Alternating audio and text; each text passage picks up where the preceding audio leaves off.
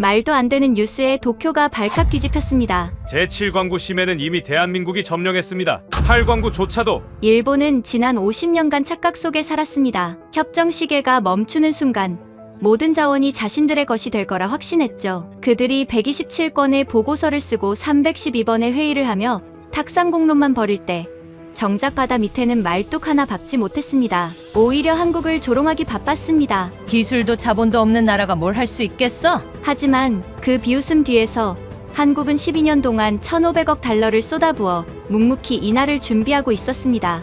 우리는 한국을 너무 몰랐다. 떠들던 자는 빈손이 되고 묵묵히 준비한 자가 모든 것을 거머쥔 그날, 그 충격적인 반전의 실체를 지금 공개합니다. 가장 치명적인 수는 언제나 가장 조용할 때 두어지는 법입니다. 일본이 50년을 별러온 제7광구의 독점을 선언하던 그날, 한국은 이상하리만치 고요했습니다. 전 세계가 한국의 외교적 패배라고 혀를 찼습니다. 하지만 그들은 몰랐습니다. 일본이 서류 뭉치를 흔들며 환호할 때 한국은 이미 심해 900m 아래에서 인류 역사를 다시 쓰고 있었다는 것을요. 제가 그 현장에서 직접 목격한 소름 끼치는 진실을 지금부터 말씀드리겠습니다. 저는 마커스 홀로웨이입니다. MIT 해양공학연구소에서 30년간 심해 자원 채굴을 연구해 온 수석 연구원이죠. 그날 아침 제 사무실 컴퓨터 화면에 긴급 뉴스 알림이 떴습니다. 일본 경제산업성 기자회견 생중계였어요. 본인은 오늘 대한민국과의 제7광구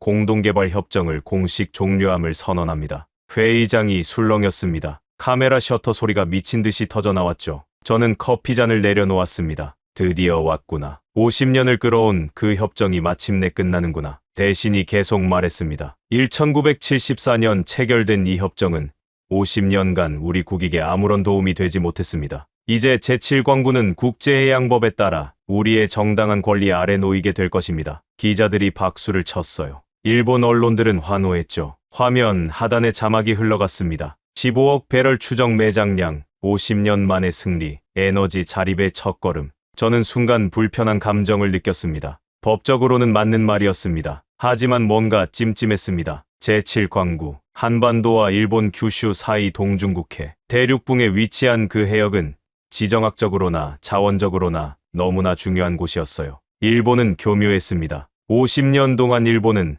단 한 번도 진지하게 개발을 추진하지 않았어요. 조사한다고 시간만 끌었죠. 왜일까요? 기한이 지나면 협정이 만료되고 그때 가서 일본이 독식할 수 있다고 생각했으니까요. 한국은 답답했을 겁니다. 협정 때문에 혼자 개발할 수도 없고 일본은 계속 시간만 끄는 상황. 50년을 그렇게 낭비한 거예요. 그리고 마침내 오늘 일본이 협정 연장을 거부했습니다. 이제 우리가 가져가겠다고 선언한 거죠. 저는 화면을 보며 생각했습니다. 한국은 어떻게 반응할까? 오후에 한국 외교부 성명이 나왔습니다. 저는 즉시 확인했죠. 대한민국 정부는 일본의 일방적 결정에 깊은 유감을 표명한다. 그게 전부였어요. 한 줄짜리 논평. 강력한 항의도, 법적 대응 예고도 없었습니다. 그냥 유감이라는 단어 하나. 저는 고개를 갸우뚱했습니다. 너무 조용한데. 한국이 이렇게 쉽게 물러설 나라가 아닌데. 저녁에 제 동료 엘레나 바스케스에게서 전화가 왔습니다. 그녀는 펜타곤 해양 전략팀에서 일하는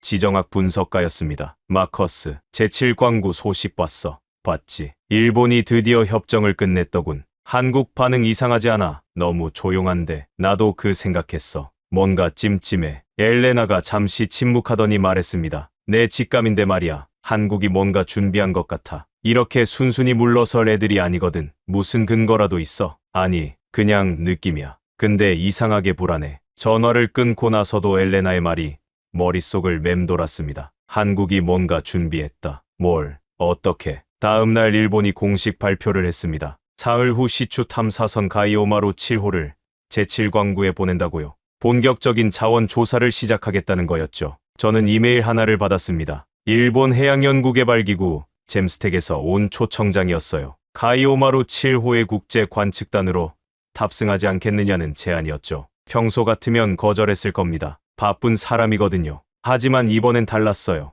엘레나의 말이 계속 신경 쓰였고 뭔가 직접 확인하고 싶었습니다. 이틀 후 저는 나가사키항에서 가이오마루 7호에 승선했습니다. 길이 100m가 넘는 최신형 선박이었죠. 선장이 저를 맞이했습니다. 홀로웨이 박사님 환영합니다. 역사적인 순간에 함께 하시게 되어 영광입니다. 저는 선실의 짐을 풀고 브리지로 올라갔습니다. 일본 기술진들이 모니터 앞에 앉아 분주히 움직이고 있었죠. 한 엔지니어가 자랑스럽게 말했습니다. 우리 ROV는 수심 1,000m까지 잠수 가능합니다. 제7광구 해저를 완벽하게 탐사할 수 있죠. 저는 고개를 끄덕였습니다. 기술적으로는 충분했어요. 문제는 기술이 아니었습니다. 배가 항구를 떠났습니다. 제7광구까지는 약 12시간 거리였어요. 저는 갑판에 서서 바다를 바라봤습니다. 수평선 너머 어딘가에 한국이 있었어요. 그들은 지금 무엇을 하고 있을까? 정말 그냥 포기한 걸까? 새벽 4시쯤 저는 잠이 오지 않아 브리지로 올라갔습니다. 레이더 화면을 바라봤죠. 주변에 다른 선박은 보이지 않았어요. 고요한 바다였습니다. 하지만 그 고요함이 오히려 더 불안하게 만들었습니다.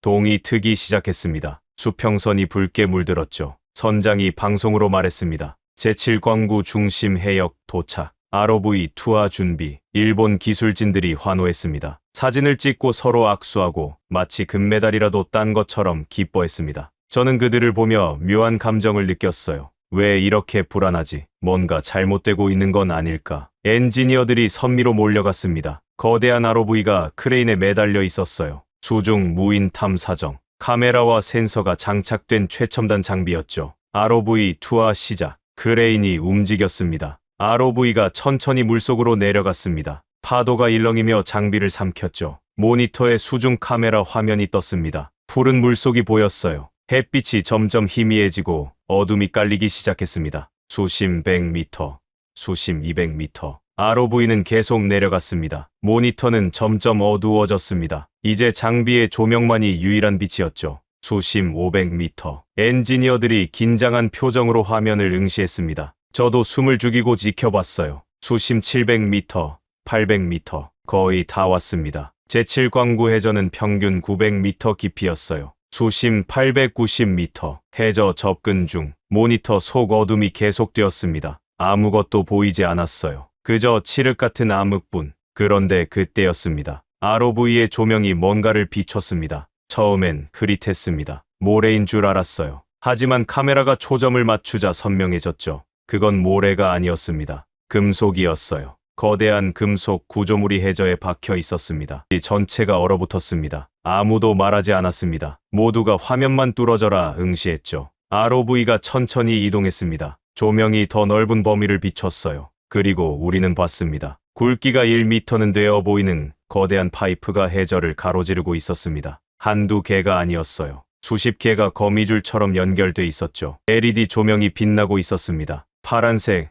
초록색 불빛이 규칙적으로 깜빡이고 있었어요. 마치 살아있는 생명체처럼. 그리고 파이프 옆면에 선명하게 각인된 글자가 보였습니다. 저는 손에 들고 있던 커피잔을 떨어뜨렸습니다. 뜨거운 커피가 바닥에 쏟아졌지만 아무도 신경 쓰지 않았어요. 일본 선장이 떨리는 목소리로 말했습니다. 이게 대체 뭐지? 각 파트별 할당된 글자 수를 정확히 맞춰서 2부부터 결말까지 작성하겠습니다. 아무도 대답하지 못했습니다. ROV가 계속 전진했어요. 그리고 더 충격적인 장면이 펼쳐졌습니다. 로봇이었어요. 거대한 로봇팔들이 해저에서 움직이고 있었습니다. 굴착 작업을 하고 있었죠. 자율적으로, 사람 없이. 한 엔지니어가 비명처럼 외쳤습니다. 이건 채굴 시스템이야. 작동 중인 자율 채굴 시스템이라고. 선장이 소리쳤습니다. 본국에 즉시 보고해. 하지만 저는 그 소리가 들리지 않았어요. 화면만 멍하니 바라보고 있었습니다. 파이프 옆면에 선명하게 각인된 글자.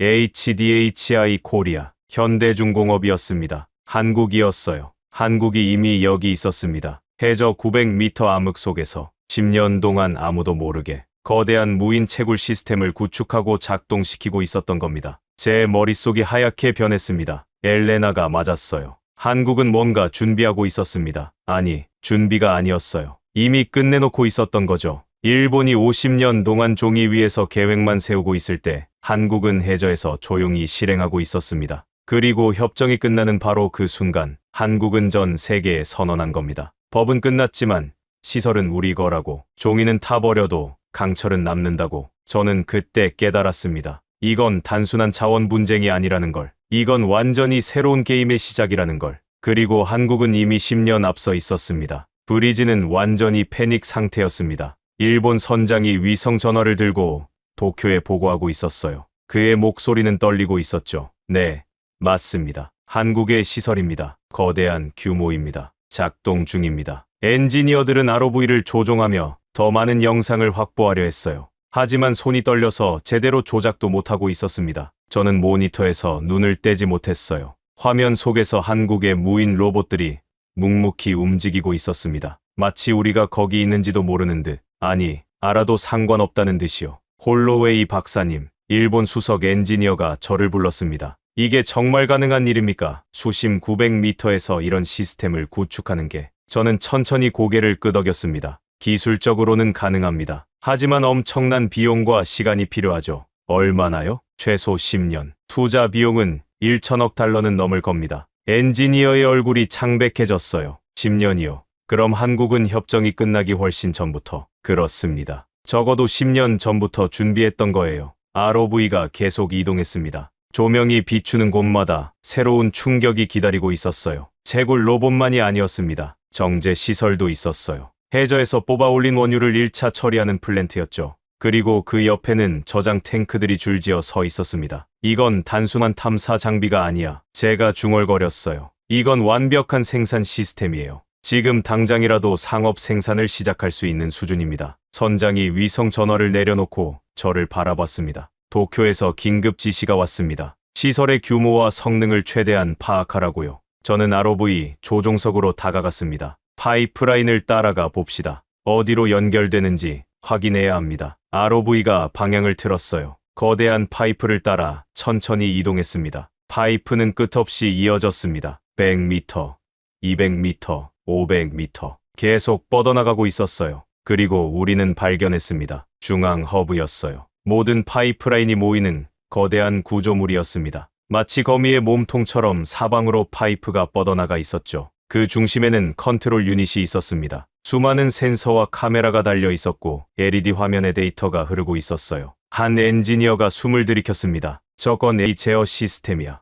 완전 자율 운영이 가능하다는 뜻이에요. 저는 고개를 저었습니다. 믿기지 않았어요. 잠깐만요. AI가 수심 900m에서 실시간으로 작동한다고요? 통신은 어떻게 하는 거죠? 해저 케이블이 보입니다. 엔지니어가 화면을 가리켰어요. 광 케이블이 중앙 허브에서 뻗어나가 있었습니다. 아마 한국 본토와 직접 연결되어 있을 거예요. 실시간 모니터링과 제어가 가능하다는 뜻입니다. 한국은 서울에 앉아서 이 모든 걸 조종할 수 있어요. 선장이 주먹으로 테이블을 쳤습니다. 이건 말도 안 돼. 어떻게 우리가 모를 수 있었지? 10년 동안이나. 저는 잠시 생각했습니다. 어떻게 가능했을까? 위장했을 겁니다. 뭐라고요? 한국은 이걸 민간 해양 조사로 위장했을 거예요. 해양 생태계 연구, 해저 지형 조사, 그런 명목으로요. 그렇게 10년 동안 조금씩 시설을 설치한 겁니다. ROV가 또 다른 구역으로 이동했어요. 이번엔 실제 채굴이 진행되는 현장이었습니다. 로봇팔이 해저를 뚫고 들어가고 있었어요. 드릴이 회전하며 암반을 깎아내고 있었죠.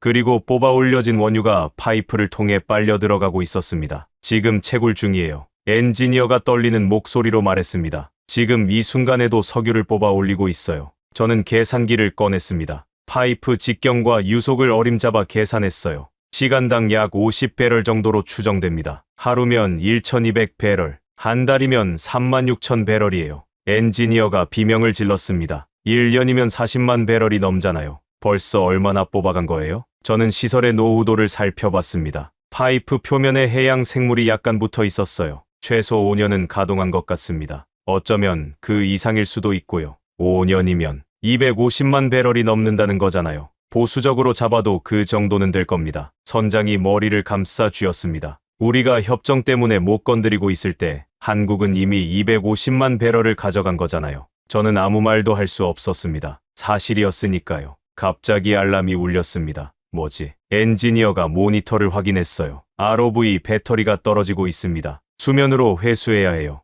선장이 한숨을 쉬었습니다. 회수해. 어차피 봐야 할 건 다 봤어. ROV가 상승하기 시작했습니다. 한국의 시설이 점점 멀어졌어요. 하지만 LED 불빛은 여전히 깜빡이고 있었습니다. 마치 우리에게 말하는 것 같았어요. 우린 여기 있다고, 계속 작동할 거라고. 1시간 후 ROV가 회수되었습니다. 선장이 회의를 소집했어요. 지의 모든 주요 인원이 모였습니다. 여러분, 상황을 정리하겠습니다. 선장이 화이트보드에 적기 시작했습니다. 첫째, 한국은 제7광구 해저에 대규모 무인 채굴 시설을 구축했습니다. 둘째, 이 시설은 최소 5년 이상 가동 중입니다. 셋째, 현재도 실시간으로 원유를 채굴하고 있습니다. 그가 펜을 내려놓았습니다. 우리는 어떻게 해야 합니까? 아무도 대답하지 못했습니다. 한 엔지니어가 조심스럽게 말했어요. 시설을 제거할 수는 없나요? 어떻게든 폭파하거나. 선장이 고개를 저었습니다. 수심 900m에서 정밀 폭파는 불가능합니다. 게다가 그건 명백한 파괴 행위예요. 국제 문제가 됩니다. 그럼 한국을 유엔에 제소하는 건요? 제가 끼어들었습니다. 무슨 명목으로요? 협정은 끝났습니다. 그리고 한국은 협정 기간 중에 이 시설을 설치했어요. 법적으로 애매합니다. 하지만 불법 아닙니까? 증명할 수 있나요? 한국은 해양 조사였다고 주장할 겁니다. 그리고 채굴 시작은 협정 종료 이후라고 할 거예요. 선장이 탄식했습니다. 그럼 우리는 속수무책이란 말입니까? 저는 천천히 고개를 끄덕였습니다. 한국은 법의 허점을 완벽하게 이용했습니다. 협정은 공동 개발을 규정했지만 시설 설치를 금지하진 않았어요. 그리고 지금은 협정이 끝났으니 한국은 자기 시설을 운영할 권리가 있다고 주장할 겁니다. 말도 안 돼요. 하지만 법적으로는 맞는 얘기입니다. 회의실이 무거운 침묵에 빠졌습니다. 그때 위성 전화가 울렸어요. 선장이 받았습니다. 네, 총리실입니까? 네, 알겠습니다. 그가 전화를 끊고 우리를 바라봤습니다. 도쿄에서 즉시 귀향하라는 지시입니다. 긴급 대책 회의가 소집되었대요. 배가 방향을 틀었습니다. 제7광구를 떠나 일본으로 향했어요. 저는 갑판에 서서 바다를 바라봤습니다. 수면 아래 900m, 어둠 속에서 한국의 로봇들은 여전히 움직이고 있을 거예요. 쉬지 않고 묵묵히 석유를 뽑아 올리면서요. 일본이 50년 동안 종이 위에서 계획만 세우는 동안 한국은 해저에서 실행했습니다. 그리고 이제 모든 게 끝났어요. 아니, 끝난 게 아니었습니다. 이제 시작이었죠. 한국이 세상에 보여준 새로운 게임의 시작이었습니다. 이틀 후 가이오마루 칠호는 나가사키항에 도착했고 저는 곧바로 미국행 비행기에 올랐습니다. MIT로 돌아가야 했거든요. 머릿속은 온통 제7광구 해저에서 본 그 광경으로 가득했습니다. 보스턴 로건 공항에 도착해 연구실로 향했을 때 제 조수 케빈이 달려왔어요. 교수님, 제7광구 소식 들었어요? 한국이 정말 그런 걸 만들었대요. 직접 봤어. 믿을 수 없을 정도야. 저는 컴퓨터를 켰습니다.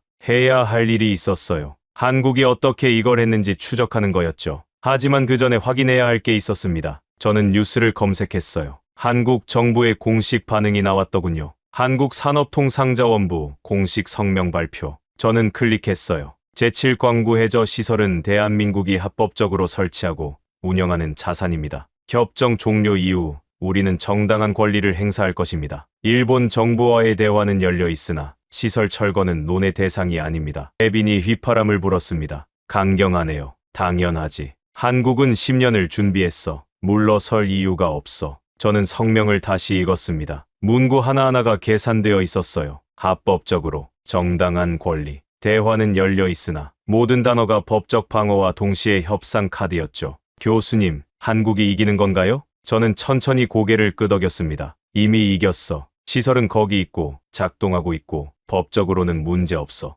게임은 끝났어. 그럼 일본은 무릎 꿇어야지. 다른 방법이 없어. 며칠 후 뉴스가 터졌습니다. 일본 경제산업 대신 서울 방문.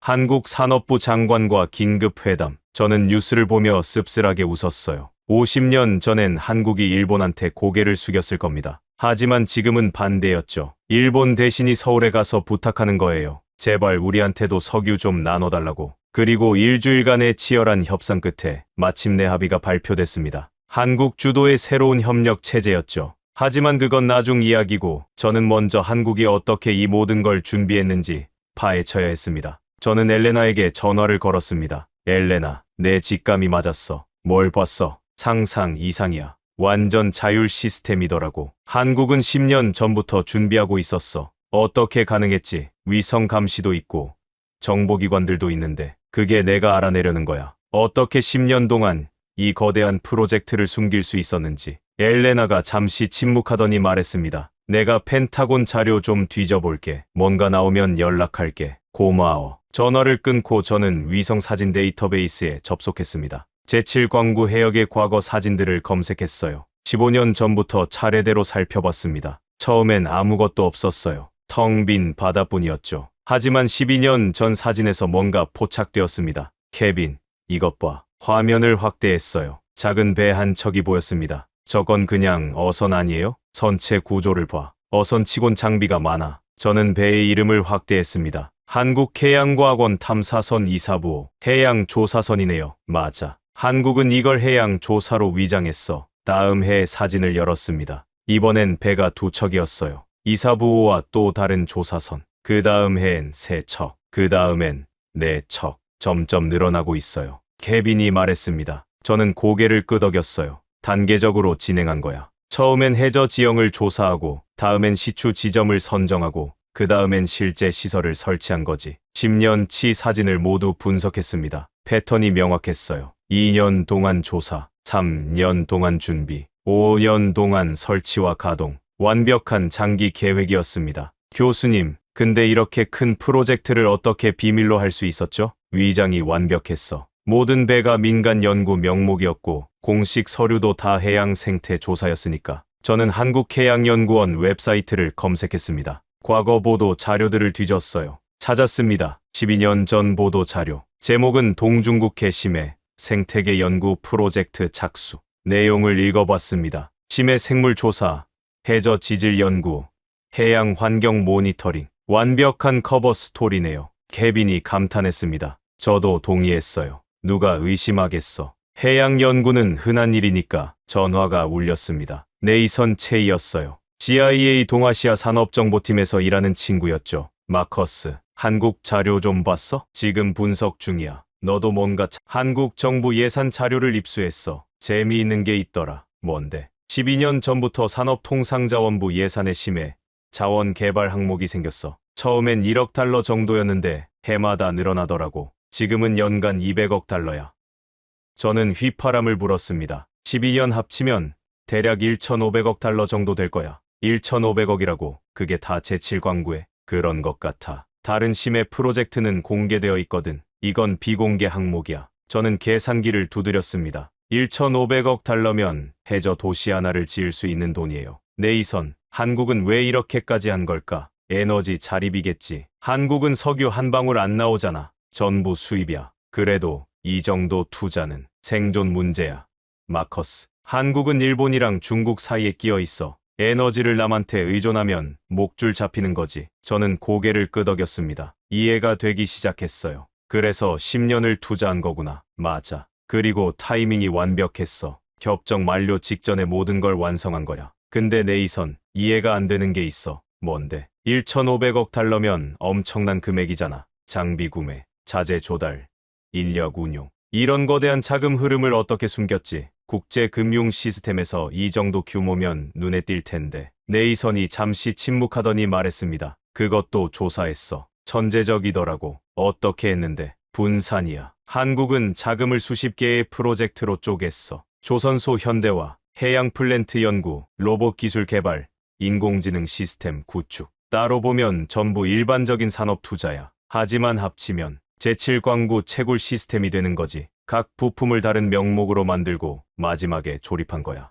저는 감탄했습니다. 마치 퍼즐 조각처럼. 맞아. 그리고 각 조각을 만드는 사람들도 전체 그림을 몰랐을 거야. 극소수만 알았겠지. 보안이 철저했구나. CIA 분석관들도 혀를 내둘렀어. 우리도 이 정도 보안은 못해. 전화를 끊고 저는 더 깊이 파고들었습니다. 한국의 조선 산업 자료를 찾아봤어요. 현대중공업, 삼성중공업, 대우조선해양. 세계 조선 시장의 30%를 차지하는 거대 기업들이었죠. 그리고 발견했습니다. 10년 전부터 이 회사들이 심해 로봇 개발에 막대한 투자를 했더라고요. 현대중공업은 무인 잠수정 기술을, 삼성중공업은 해저 설치 시스템을, 대우조선해양은 자율 제어 기술을 개발했어요. 따로 보면 그냥 기술 개발이었습니다. 하지만 합치면 완벽한 심해 채굴 시스템이 되는 거였죠. 교수님, 이것 좀 보세요. 케빈이 화면을 가리켰습니다. 각 회사의 프로젝트 코드명이에요. 저는 화면을 봤습니다. 현대중공업 프로젝트 해룡, 삼성중공업 프로젝트 심해, 대우조선해양 프로젝트 자율. 해룡, 심해, 자율. 따로 보면 의미 없어 보이는데 합치면요. 저는 잠시 생각했습니다. 해룡, 바다의 용.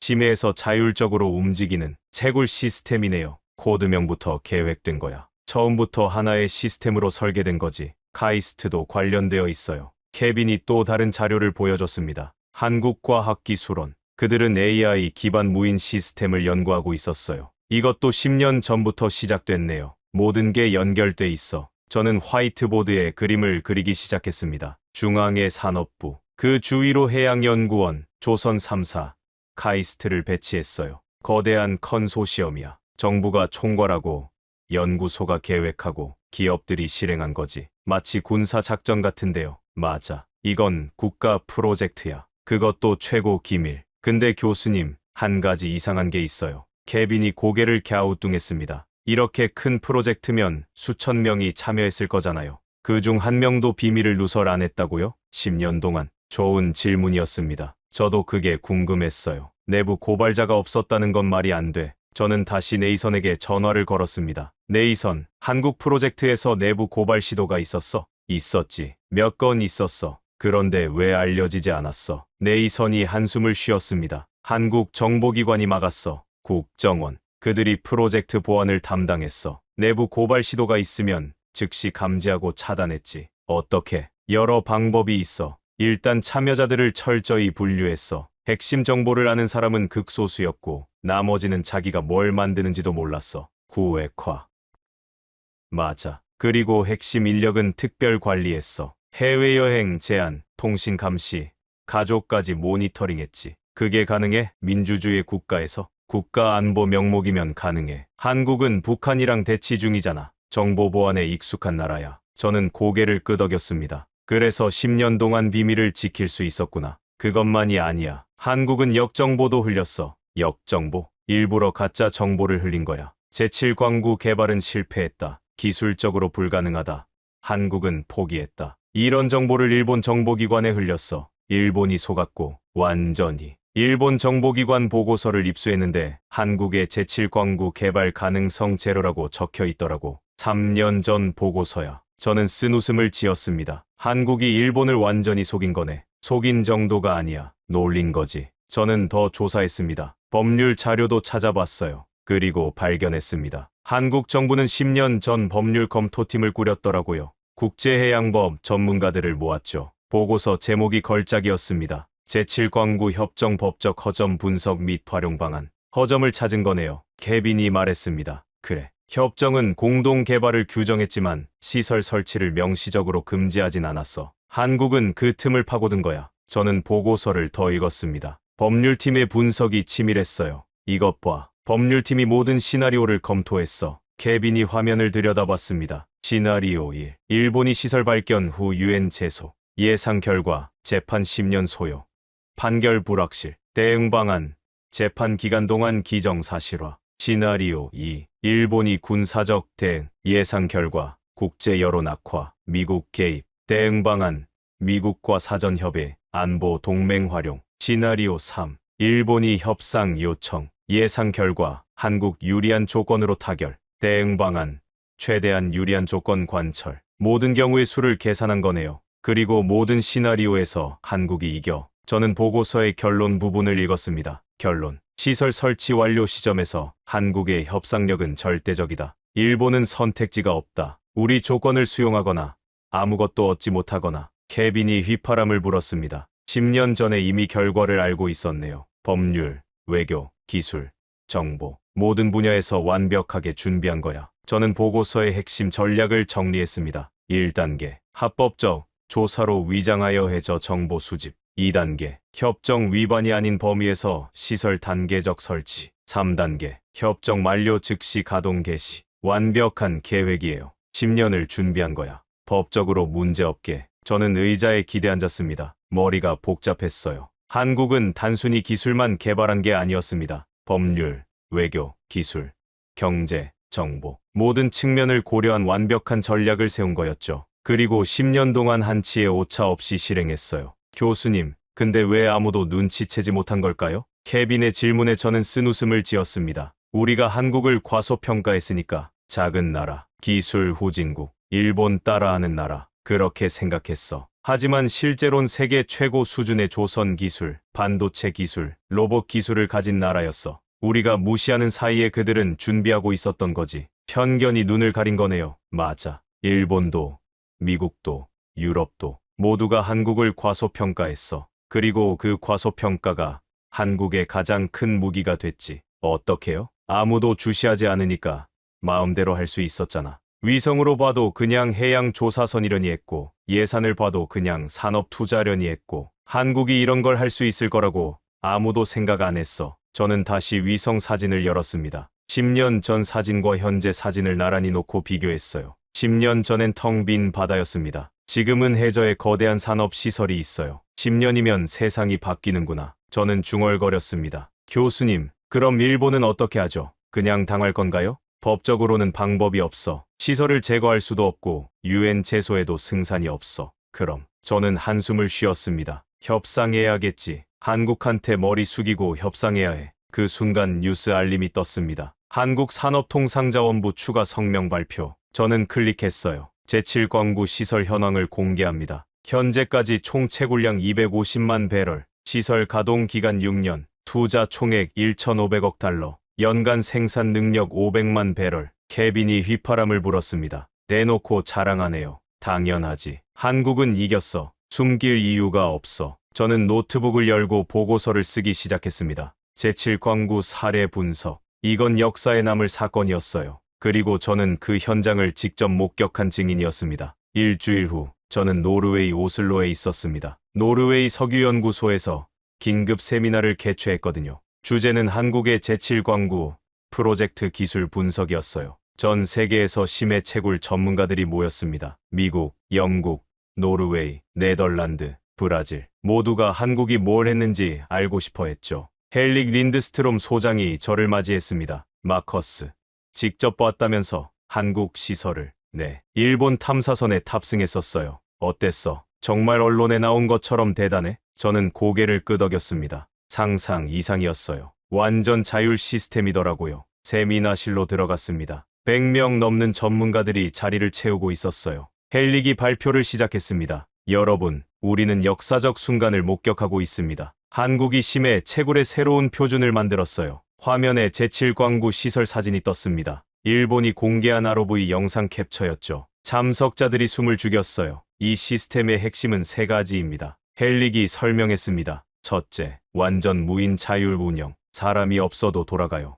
둘째, 실시간 원격 제어. 서울에서 즉시 대응 가능합니다. 셋째, 모듈화 설계. 고장나면 로봇이 알아서 수리해요. 한 영국 엔지니어가 손을 들었습니다. 수심 900m에서 실시간 제어가 가능하다고요? 통신 지연은요? 광 케이블 직결입니다. 지연은 거의 제로예요. 믿을 수 없는데요. 저도 처음엔 안 믿었어요. 하지만 사실입니다. 다른 참석자가 질문했습니다. 자율 수리 시스템은 어떻게 작동하죠? 헬릭이 다음 슬라이드를 넘겼어요. AI가 시스템 상태를 실시간 모니터링합니다. 이상 징후를 감지하면 수리 로봇을 자동 파견해요. 로봇이 고장난 부품을 교체하고 폐기 부품은 수거해서 수면으로 보냅니다. 완전 자동이란 얘기네요. 그렇습니다. 사람 개입이 최소화돼 있어요. 저도 발표에 나섰습니다. 제가 현장에서 관찰한 바로는 이 시스템의 진짜 혁신은 통합성입니다. 화면에 시스템 구조도를 띄웠어요. 채굴, 정제, 저장, 운송이 하나로 연결돼 있어요. 뽑아 올린 원유가 즉시 처리되고 저장되고 파이프라인으로 이송됩니다. 중간 과정이 없어요. 효율성이 높겠네요. 그렇죠. 기존 방식 대비 30% 이상 효율적일 겁니다. 브라질 엔지니어가 물었습니다. 건설 비용은 얼마나 들었을까요? 추정치로 1,200억 달러에서 1,500억 달러 사이입니다. 회의실이 술렁였어요. 그렇게나 많이요? 수심 900m에서 작업하는 건 우주 개발만큼 어렵습니다. 특수 장비, 내압 설계, 부식 방지 처리. 모든 게 돈이에요. 한국이 그 돈을 어떻게 마련했죠? 국가 프로젝트였으니까요. 10년 동안 매년 100억 달러 이상 투자한 겁니다. 헬릭이 끼어들었습니다. 중요한 건 투자 대비 수익률입니다. 제7광구 매장량이 15억 배럴이에요. 배럴당 80달러만 쳐도 1,200억 달러입니다. 투자금을 회수하네요. 게다가 한국은 이미 5년간 채굴했어요. 최소 250만 배럴은 뽑았을 겁니다. 이미 200억 달러어치를 가져간 거죠. 참석자들이 계산기를 두드렸습니다. 저는 다음 슬라이드를 넘겼어요. 하지만 진짜 가치는 기술입니다. 한국은 이 프로젝트를 통해 세계 최고 수준의 심해 채굴 기술을 확보했어요. 화면에 한국 기업들의 목록이 떴습니다. 현대중공업의 무인 잠수정, 삼성중공업의 해저 설치 시스템, 대우조선해양의 자율 제어 기술, 이 모든 게 제7광구에서 검증됐습니다. 그럼 한국이 다른 해역에도 같은 걸 할 수 있다는 건가요? 그렇죠. 기술은 이미 완성됐어요. 돈만 있으면 어디든 가능합니다. 헬릭이 심각한 표정으로 말했습니다. 노르웨이도 북해에서 비슷한 프로젝트를 검토 중입니다. 하지만 솔직히 말하면 한국 기술을 따라잡으려면 20년은 걸릴 것 같아요. 20년이요? 우리는 아직 설계 단계예요. 한국은 이미 5년 동안 실전 운영하고 있고요. 격차가 엄청납니다. 미국 펜타곤에서 온 분석가가 손을 들었습니다. 군사적 응용도 가능하겠네요. 이 기술이. 헬릭이 고개를 끄덕였어요. 당연하죠. 무인 잠수 기술은 잠수함에, 자율 시스템은 해저 감시에, 원격 제어는 수중 무기에 적용 가능합니다. 한국이 의도한 건가요? 모르죠. 하지만 부수 효과는 확실해요. 저는 마지막 슬라이드를 띄웠습니다. 결론적으로 한국은 단순히 석유를 얻은 게 아닙니다. 새로운 산업을 창출한 거예요. 심해 채굴 산업이요. 맞습니다. 그리고 그 산업의 선두 주자가 됐죠. 세미나가 끝나고 헬릭과 저는 커피를 마시며 이야기를 나눴어요. 마커스, 솔직히 어떻게 생각해? 한국의 합법성 말이야. 저는 잠시 생각했습니다. 애매해요. 협정 위반은 아니에요. 하지만 협정의 정신은 위반했죠. 정신이라고? 공동 개발이 목적이었잖아요. 근데 한국은 혼자 다 해버렸어요. 하지만 일본이 50년 동안 아무것도 안 했잖아. 그것도 맞는 말이에요. 일본이 시간을 낭비한 건 사실이니까. 헬릭이 한숨을 쉬었습니다. 결국 힘의 논리네. 기술 있는 놈이 이기는 거야. 21세기는 그런 것 같아요. 법보다 기술이 중요한 시대. 그럼 앞으로 어떻게 되겠어? 저는 창밖을 바라봤습니다. 분쟁 해역마다 비슷한 일이 벌어질 거예요. 영유권을 주장하는 대신 시설을 먼저 설치하는 거죠. 선점의 시대. 그렇죠. 누가 먼저 깃발을 꽂느냐가 아니라 누가 먼저 파이프를 박느냐가 중요해지는 거예요. 한일합의 발표 다음 날, 저는 도쿄에서 열리는 비공개 세미나에 초청받았습니다. 일본 에너지경제연구소가 주최하는 내부 회의였어요. 참석자는 정부 고위 관계자와 에너지, 기업 임원들 뿐이었죠. 저는 미국 전문가 자격으로 참석했습니다. 도쿄 로폰기의 한 호텔 회의실이었어요. 들어서는 순간 분위기가 무거웠습니다. 일본 경제산업성 차관이 먼저 발언했어요. 여러분, 우리는 패배를 인정해야 합니다. 제7광구에서 우리는 완전히 졌습니다. 회의실이 조용했어요. 아무도 반박하지 않았죠. 차관이 계속 말했습니다. 한국과의 협상 과정을 설명하겠습니다. 이 시작됐습니다. 첫 장면은 회담장 사진이었어요. 한국 산업부 장관과 일본 경제산업 대신이 마주 앉아 있었죠. 첫날, 우리는 시설 공동 운영을 제안했습니다. 한국 측 반응은? 누군가 물었어요. 거부했습니다. 시설은 한국 단독 소유라고 못 박았어요. 차관이 당시 상황을 더 자세히 설명했습니다. 우리 대신이 말했습니다. 제7광구는 양국 공동의 해역입니다. 시설도 공동으로 운영하는 게 맞지 않습니까? 한국 장관이 뭐라고 했는지 아십니까? 회의실이 숨을 죽였어요. 그가 미소를 지으며 말했습니다. 공동의 해역이라고요. 그런데 해저에 있는 건 우리 시설뿐이네요. 일본 시설은 어디 있습니까? 한 임원이 이를 갈았습니다. 건방진. 우리 대신이 반박했습니다. 협정 기간 중에 일방적으로 설치한 시설 아닙니까? 한국 장관이 서류 한 장을 꺼냈어요. 협정문 사본이었습니다. 그리고 물었죠.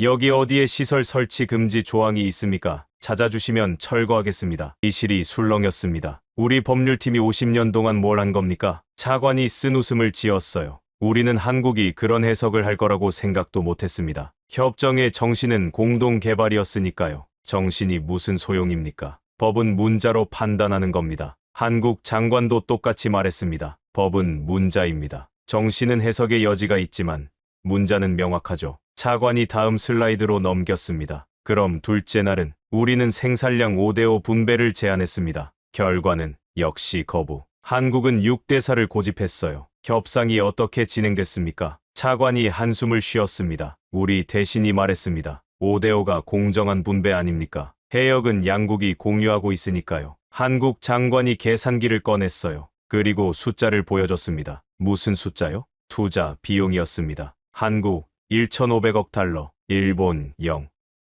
그가 물었어요. 이게 5대5입니까? 5대5라면 일본도 1,500억 달러를 내셔야죠. 회의실이 무거워졌습니다. 우리 대신이 반박했습니다. 우리도 50년간 조사 비용을 지출했습니다. 한국 장관이 웃었어요. 조사요? 보고서 쓰는데 얼마나 드셨습니까? 30억 달러? 우리는 1,500억을 해저에 묻었습니다. 비교가 되십니까? 한 기업 임원이 끼어들었습니다. 왜 우리가 40%밖에 못 받죠? 제7광구는 우리 영예 아닙니까? 차관이 쓴 웃음을 지었어요. 시설이 한국 겁니다. 우리는 시설 하나 없어요. 40%도 한국이 베푼 겁니다. 그럼 우리가 시설을 만들면 10년 걸립니다. 그리고 비용이 1천억 달러 넘어요. 그 사이 한국은 계속 석유를 뽑아가고요. 차관이 협상 마지막 날 이야기를 꺼냈습니다. 셋째 날 아침, 우리 대신이 마지막 카드를 꺼냈습니다. 한국의 추가 투자에 참여하겠다고요. 시설 확장 비용의 절반을 우리가 부담하겠다고. 한국 반응은 장관이 잠시 생각하더니 말했습니다. 제안은 감사합니다. 하지만 필요 없습니다. 왜요? 자기들끼리 충분히 할 수 있대요. 그리고 이렇게 덧붙였습니다. 솔직히 말씀드릴까요? 일본이 참여하면 속도가 느려집니다. 우리는 빠르게 움직이고 싶습니다. 회의실이 얼어붙었어요. 한 임원이 벌떡 일어났습니다. 우릴 무시하는 겁니까? 차관이 고개를 저었어요. 무시가 아닙니다. 사실을 말한 거예요. 우리가 50년 동안 뭘 했습니까? 보고서만 127권 썼습니다. 회의만 312번 했고요. 한국은 그동안 시설을 지었어요. 누가 더 빠릅니까? 침묵이 흘렀습니다. 차관이 다음 슬라이드를 넘겼어요. 게다가 우리는 기술 사용료를 내야 합니다. 기술 사용료요? 연간 5억 달러씩. 뭐라고요? 한국 시설을 이용하는 대가입니다. 채굴 기술, 정제 시스템, 운송 인프라, 모두 한국 거니까요. 그 조건을 어떻게 받아들입니까? 차관이 쓴 웃음을 지었습니다. 우리 대신이 항의했습니다. 기술료까지 내라는 건 너무하지 않습니까? 한국 장관이 뭐라고 했는지 아십니까? 뭐라고요? 그가 조용히 말했습니다. 싫으시면 안 내셔도 됩니다. 대신 40%도 없습니다. 원하시는 대로 하세요. 회의실이 술렁였어요. 차관이 계속했습니다. 우리 대신이 물었습니다. 그럼 우리가 뭘 선택할 수 있습니까? 한국 장관이 손가락 2개를 펴 보였어요. 첫째, 우리 조건을 받아들이고 40%를 가져가신다. 둘째, 거부하시고 0%를 가져가신다. 선택은 일본에 있습니다. 그게 협상입니까? 협박이죠. 우리 대신도 그렇게 말했습니다. 이건 협상이 아니라 최후 통첩 아닙니까? 한국 장관이 고개를 끄덕였어요. 맞습니다. 최후 통첩입니다. 그리고 덧붙였죠. 50년 동안 기회가 있었습니다. 선택하지 않은 건 일본입니다. 한 참석자가 계산기를 두드렸습니다. 10년이면 50억 달러잖아요. 맞습니다. 우리가 50년간 조사에 쓴 돈보다 많아요. 회의실이 술렁였습니다. 저는 조용히 관찰했어요. 일본 관계자들의 표정이 참담했죠. 차관이 계속 설명했습니다. 더 심각한 문제가 있습니다. 운영권입니다. 무슨 뜻이죠? 시설 운영은 전적으로 한국이 합니다. 우리는 관여할 수 없어요. 그럼 우린 그냥 배불량만 받아요? 한국이 주는 대로? 한 임원이 벌떡 일어났습니다. 그게 말이 됩니까? 우리 바다에서 뽑는 석유인데 우린 구경만 하라고요? 차관이 냉정하게 답했어요. 우리 바다라는 증거가 없습니다. 협정은 끝났고 영유권 분쟁은 미해결 상태예요. 한국은 시설을 근거로 실질 지배를 주장합니다. 국제법은 애매합니다. 유엔 해양법 협약도 이런 케이스를 명확히 규정하지 않았어요. 저는 손을 들었습니다. 질문 하나 하겠습니다. 네, 홀로웨이 박사님. 일본 정부는 군사적 옵션을 검토했습니까? 회의실이 얼어붙었어요. 민감한 질문이었죠. 차관이 잠시 망설이다가 답했습니다. 검토했습니다. 하지만 실행 불가 판정이 났어요. 이유는 3가지입니다. 첫째, 기술적으로 어렵습니다. 수중시설 파괴는 잠수함이나 특수부대가 필요한데 우리 자위대 능력으로는 힘들어요. 둘째는 국제 여론입니다. 명백한 파괴 행위는 유엔 제재를 받을 수 있어요. 우리 경제가 감당 못합니다. 셋째는 차관이 목소리를 낮췄어요. 한국의 보복입니다. 이실이 무거워졌습니다. 방위성에서 시뮬레이션을 돌렸습니다. 우리가 시설을 파괴하면 한국은 어떻게 반응할까? 결론은 전면전이었습니다. 그리고 전면전에서 우리가 이길 확률은 차관이 말을 멈췄어요. 얼마입니까? 높지 않습니다. 한국 해군은 우리보다 강해요. 특히 수중전에서는요. 회의실이 술렁였습니다. 한 임원이 분노에 찬 목소리로 말했어요. 그래서 그냥 당하고만 있자는 겁니까? 차관이 고개를 숙였습니다. 현실을 인정해야 합니다. 우리가 졌어요. 50년 동안 우리는 종이를 만들었고 한국은 강철을 만들었습니다. 결과는 명백합니다. 차관이 일본 언론 반응을 보여줬습니다. 국내 여론도 심각합니다. 화면에 신문 헤드라인들이 떴어요. 제7광구 굴욕, 50년 만에 패배, 한국에 속았다. 정부 책임론 확산, 국민들이 분노하고 있습니다. 왜 50년 동안 아무것도 안 했냐고요? 뭐라고 답하셨습니까? 사실대로 말했습니다. 우리가 시간을 낭비했다고, 한국은 실행했고 우리는 계획만 세웠다고 국민들이 받아들이던가요? 아니요. 더 분노했습니다. 하지만 거짓말할 수는 없었어요. 차관이 마지막 슬라이드를 띄웠어요. 총리께서 최종 승인을 하셨습니다. 어제 밤이었어요. 총리께서 직접요? 네. 이 조건 외에는 방법이 없다고 판단하셨습니다. 총리께서 한 말씀을 전하겠습니다. 회의실이 숨을 죽였어요. 총리께서 말씀하셨습니다. 우리 세대는 실패했다. 다음 세대는 실패하지 마라. 한국에게 배워라. 무거운 침묵이 흘렀습니다. 향후 계획입니다. 우리는 한국과 장기 협력 체제를 구축할 겁니다. 구체적으로요? 첫째, 기술 교류. 한국 심해 기술을 배웁니다. 둘째, 공동 연구. 차세대 채굴 기술을 같이 개발해요. 셋째, 투자 참여. 한국이 다른 해역 개발할 때 우리도 투자합니다. 한 임원이 비웃었습니다. 결국 한국 뒤나 따라다니겠다는 거네요. 차관이 고개를 끄덕였어요. 그게 현실입니다. 우리가 10년 늦었어요. 회의가 끝나고 저는 호텔 로비에서 차관과 커피를 마셨습니다. 솔직히 어떻습니까? 박사님, 우리가 너무 굴욕적으로 굴었나요? 저는 고개를 저었어요. 현실적 선택이었습니다. 다른 방법이 없었어요. 하지만 국민들은 이해 못할 겁니다. 설명해야죠.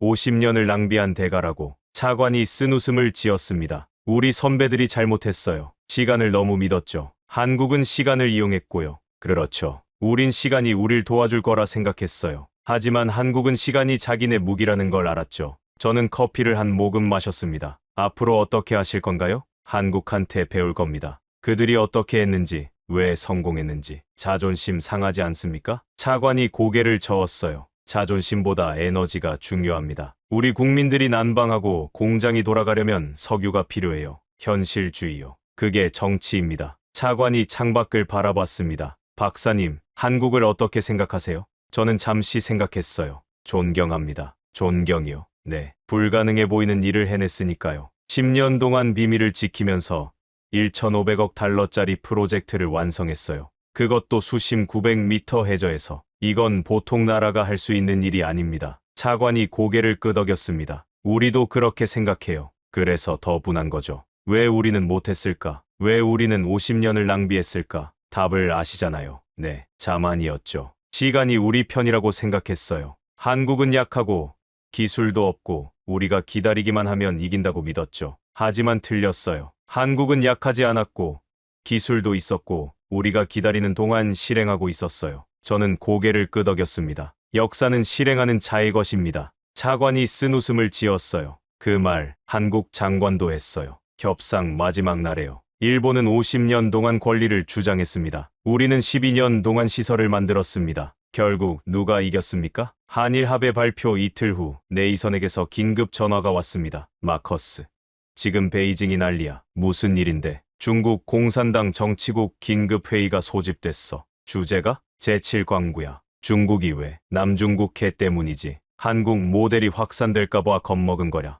저는 자리에서 일어났습니다. 자세히 말해봐. 네이선이 설명했어요. 필리핀 대통령이 기자회견을 했어. 남중국해 분쟁에서 필리핀도 한국 방식을 검토하겠다고. 시설 선점. 그렇지. 필리핀은 이미 한국 기업들과 접촉했대. 현대중공업이랑 삼성중공업이랑. 베트남은 똑같아. 베트남도 한국 기술 도입을 추진 중이야. 저는 지도를 펼쳤습니다. 남중국해를 손가락으로 짚었어요. 중국은 남중국해를 자기 바다라고 주장하잖아. 맞아. 근데 필리핀이랑 베트남이 한국처럼 시설을 박아버리면 중국이 막을 수 없겠네. 그게 문제야. 중국은 지금까지 군사력으로 위협했어. 근데 한국 케이스를 보니까 시설만 박으면 군사력도 소용없더라는 거지. 저는 고개를 끄덕였습니다. 제7광구에서 일본이 군사 옵션을 포기한 거 중국도 알 거냐? 물론이지. 그래서 베이징이 패닉 상태야. CIA 정보는 어떻게 돼? 네이선이 목소리를 낮췄어요. 시진핑이 직접 지시를 내렸대. 남중국해 모든 분쟁 지역에 중국 시설을 즉시 설치하라고. 중국도 똑같이 하겠다는 거네.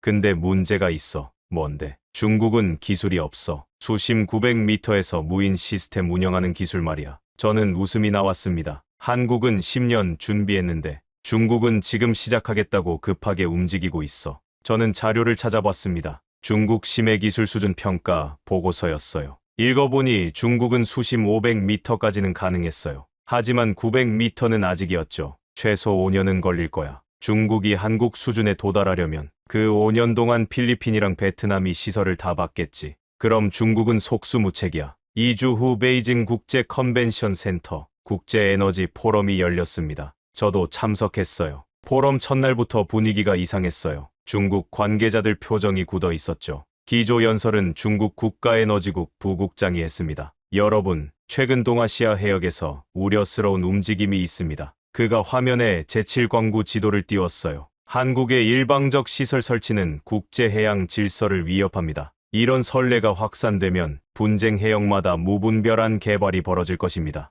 한 참석자가 질문했습니다. 하지만 한국은 법을 위반하지 않았는데요? 부국장이 얼굴을 붉혔어요. 법의 정신을 위반했습니다. 공동개발협정의 취지를 무시한 거예요. 일본이 50년 동안 개발 안 한 건요? 그건 별개 문제입니다. 변명처럼 들렸어요. 참석자들도 느꼈는지 웅성거렸죠. 포럼 이틀째 더 극적인 일이 벌어졌습니다. 필리핀 에너지부 장관이 발표를 했어요. 필리핀은 한국 현대중공업과 양해각서를 체결했습니다. 남중국해 리드 뱅크 해역의 심해 채굴시설을 공동 건설하기로 했습니다. 회의장이 술렁였어요. 중국 대표단 얼굴이 창백해졌죠. 베트남 대표도 이어서 발표했습니다. 베트남도 삼성중공업과 협력 계약을 체결했습니다. 스프레틀리 군도 인근 해역 개발을 추진합니다. 중국 부국장이 벌떡 일어났어요. 이건 명백한 도발입니다. 남중국해는 중국 영해입니다. 필리핀 장관이 냉정하게 답했습니다. 국제중재재판소는 중국 주장을 기각했습니다. 남중국해는 공해예요. 우리는 그 판결을 인정하지 않습니다. 인정 안 해도 현실은 바뀌지 않아요. 우리는 합법적으로 개발할 겁니다. 부국장이 할 말을 잃었어요. 필리핀 장관이 계속 말했습니다. 한국 케이스가 증명했잖아요. 시설을 먼저 설치하는 쪽이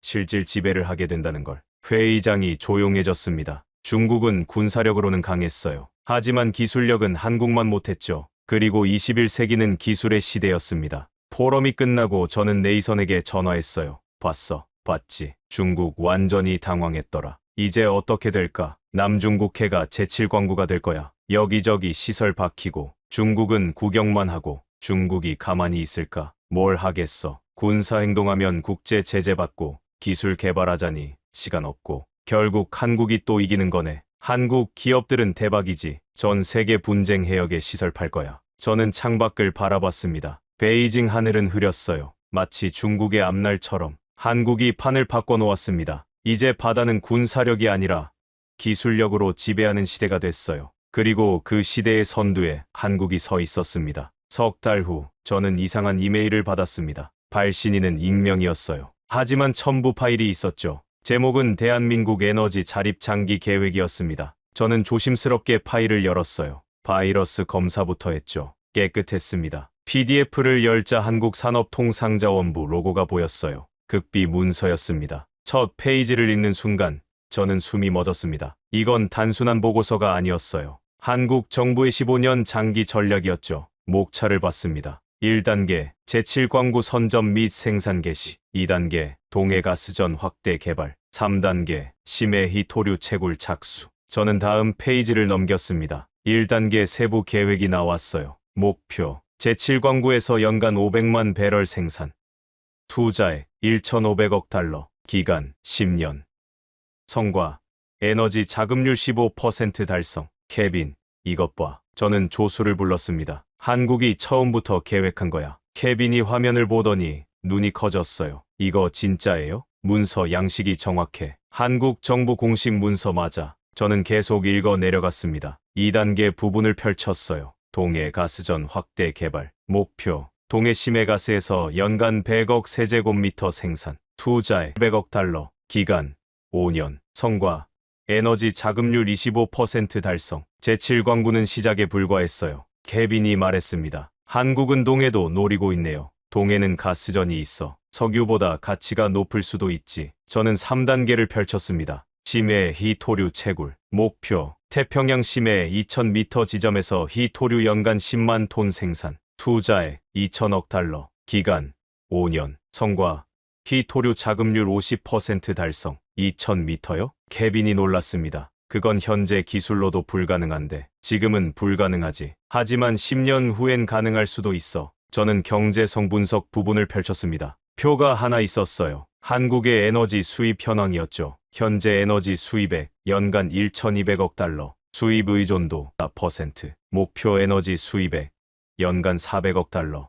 수입 의존도 40%. 15년 만에 수입을 3분의 1로 줄이겠다는 거네요. 그럼 절감액이 연간 800억 달러야. 케빈이 계산기를 두드렸습니다. 10년이면 8천억 달러예요. 총 투자액이 4,500억 달러니까 11년 만에 본전 뽑고 나머지는 순이익이지. 저는 전략적 의의 부분을 읽었습니다. 에너지 자립은 단순한 경제 문제가 아니다. 이는 국가 안보와 직결된다. 한국은 지정학적으로 일본과 중국 사이에 위치한다. 에너지 운송로가 차단되면 국가 존립이 위협받는다. 따라서 자체 에너지원 확보는 생존 전략이다. 저는 마지막 장을 펼쳤습니다. 한 문장이 적혀 있었어요. 대한민국은 에너지 주권 없이는 진정한 독립국이 될 수 없다. 우리는 스스로의 힘으로 에너지를 확보함으로써 비로소 완전한 자주 국가가 될 것이다. 저는 그 문장을 여러 번 읽었습니다. 한국의 절박함이 느껴졌어요. 작은 나라, 자원 없는 나라, 강대국에 둘러싸인 나라, 하지만 포기하지 않은 나라, 기술로 운명을 바꾸겠다는 나라. 그리고 그들은 해내고 있었습니다. 제7광구는 증명이었어요.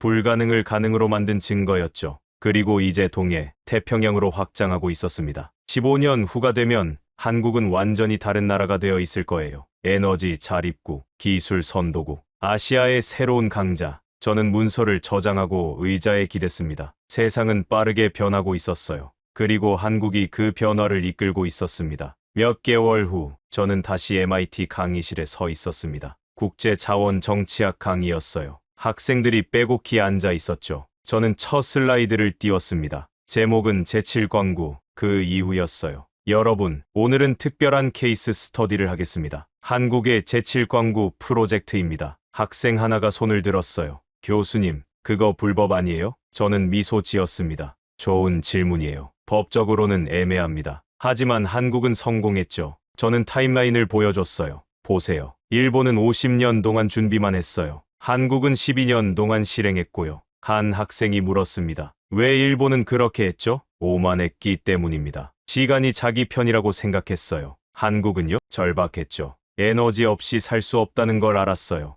저는 마지막 슬라이드를 띄웠습니다. 여러분, 제7광구가 우리에게 가르치는 교훈이 뭘까요? 학생들이 생각하는 표정이었어요. 한 학생이 대답했습니다. 기술이 법보다 강하다. 맞아요. 하지만 그것만이 아닙니다. 다른 학생이 말했어요. 준비가 중요하다. 그것도 맞아요. 하지만 더 근본적인 게 있어요. 저는 칠판에 썼습니다. 실행이 권리를 만든다. 한국은 영유권 주장을 안 했어요. 대신 시설을 박았죠. 그리고 그 시설이 권리가 됐어요. 학생들이 고개를 끄덕였습니다. 21세기는 이런 시대예요. 종이에 적힌 권리보다 땅에 박힌 시설이 중요한 시대죠. 저는 잠시 멈췄다가 말했습니다. 제가 처음 한국을 봤을 때 과소평가했어요. 작은 나라, 별거 없을 거라고 생각했죠. 하지만 틀렸어요. 한국은 작지 않았어요. 의지가 컸고, 기술이 강했고, 실행력이 뛰어났죠. 강의가 끝나고 저는 연구실로 돌아왔습니다. 책상 위에 편지 하나가 놓여 있었어요. 한국 산업부에서 온 거였습니다. 개봉했습니다. 홀로웨이 박사님께 박사님의 객관적 분석에 감사드립니다. 저희는 박사님을 제7광구 국제자문위원으로 초청하고 싶습니다. 긍정적 검토 부탁드립니다. 저는 편지를 내려놓고 창밖을 바라봤습니다. 캠브리지 거리가 보였어요. 학생들이 오가고 차가 지나가고 평범한 일상이었죠. 하지만 세상은 평범하지 않았습니다. 한국이 바꿔놓은 세상이었어요. 저는 답장을 쓰기 시작했습니다. 초청에 감사드립니다. 수락하겠습니다. 그리고 한 문장을 추가했어요. 한국의 도전이 세계에 영감을 주기를 바랍니다. 역사는 주장하는 자가 아니라 실행하는 자의 것이었습니다. 한국이 그걸 증명했어요. 지금까지 제7광구 에너지 전쟁의 전말 어떠셨나요? 법이 아닌 기술이, 주장이 아닌 실행이 승리를 만들었습니다. 한국은 10년을 준비했고 마침내 에너지 자립의 꿈을 이뤘습니다. 50년 동안 종이 위에서 계획만 세우던 일본, 12년 동안 해저에서 묵묵히 실행한 한국, 승자는 처음부터 정해져 있었습니다. 대한민국의 기술력과 실행력이 자랑스럽다면 구독과 좋아요 부탁드립니다. 그리고 한국의 에너지, 독립 성공 스토리를 널리 알리기 위해 이 영상을 공유해주세요. 댓글로 여러분의 생각을 남겨주시면 감사하겠습니다. 다음에도 더 놀라운 대한민국의 이야기로 찾아뵙겠습니다. 감사합니다.